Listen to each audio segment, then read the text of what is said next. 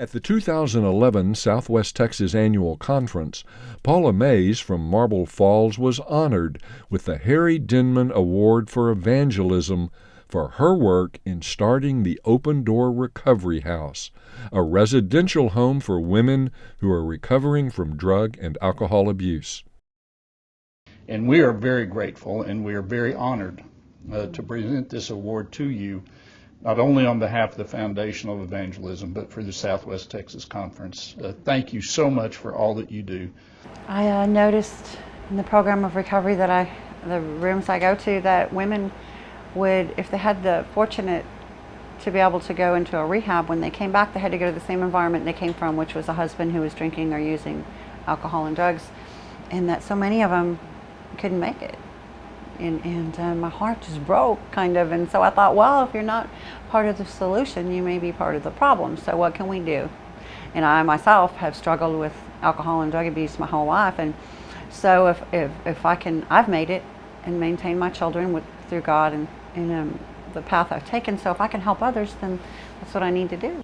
The Open Door Recovery Ministry is actually one of the youngest ministries in Marble Falls, or the newest and most I think in the know, or the buzz is going around about it because of everyone on all levels are touched by someone that has an addiction problem or a chemical dependency problem. And it crosses all boundaries of the social classes. We opened on May 5th of last year, and we've had 26 women come through this house with various issues, traumatic and profound. And on May 5th of this year, 11 of them were still sober, which in this business is pretty good, I hear. There are times we'll be full with 6 residents and have a waiting list. There are times where we'll have 3 and several applying. We've had a lot of activity. We are, the supporters for Paula personally, but also for the needs of that ministry. And she lets us know when there are particular needs. And through email and the newsletter, we communicate with the body of the church to provide those needs for these ladies. And they can be various things from, as you can imagine, when someone graduates out of this house, they generally have nothing. When they get there, they have nothing. They usually have just the clothes on their back. So a lot of times it's just physical needs that they need furniture, they need a washer and dryer, they need a place to live or a car or something. And so we communicate those to the church, and I'm always amazed at the generosity. They can come here free of charge. They live here. We have a few rules and regulations, and they need to go to 5 recovery meetings a week. They need to maintain their sobriety, and they need to create a recovery network and a solid foundation. And they can do that by living here. I give them a recovery Bible when they come in, and we don't mandate church or any particular affiliation or religious preference, but we encourage it and we help them.